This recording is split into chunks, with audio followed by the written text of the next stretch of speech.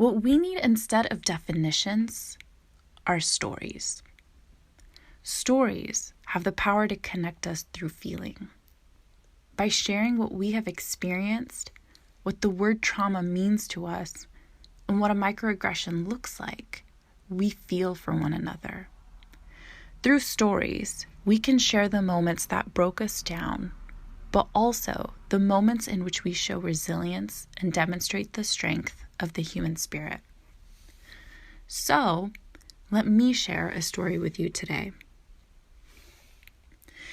Growing up, I loved volleyball. I have never again experienced a feeling quite like the one I felt when I was immersed in the game and everything else in my world simply disappeared. For the hour and a half I was on the court with my team, all that mattered was keeping that ball from touching the ground on our side of the net. I played the position of setter. And for those of you that are unfamiliar with the sport, setter is the one who should always be hitting the ball second and sending it off to the hitter to make the final spike over the net. So I was setter, and I was good. I remember being on my high school team, a team of predominantly white girls, even though our school was incredibly diverse. And on game days, I would see the faces of all my teammates' parents, all who seemed to already know each other, cheering us on.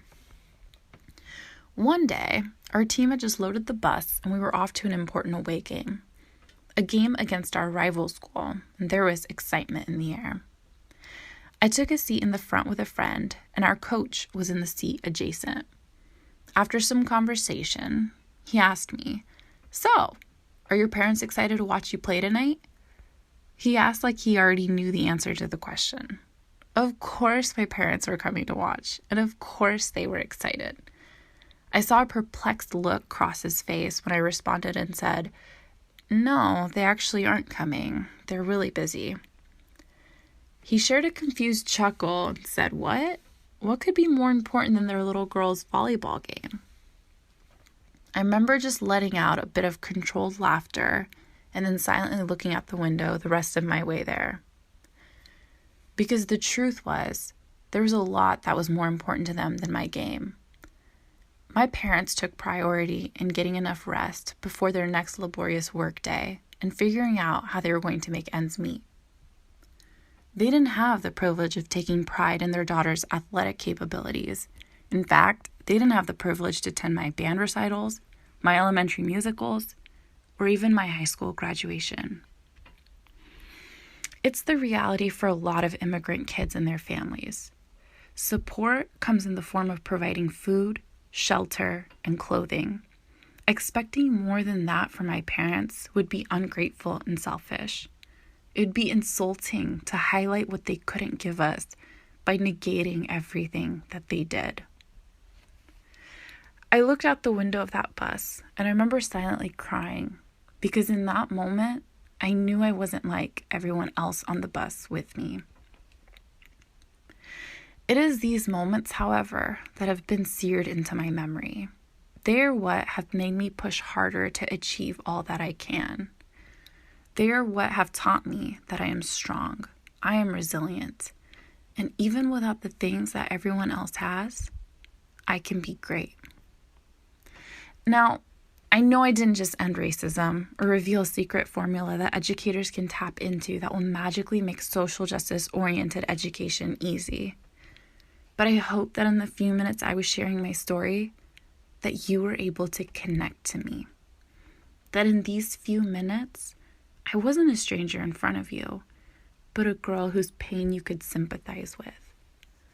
I hope that for just these few minutes, you can understand the pain I felt that day, because you have felt that kind of pain too.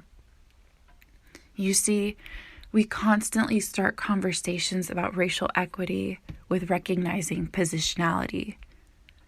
We start with highlighting our differences, and more often than not, we get stuck there. The minority remains the victim, while the white person remains the one with the power.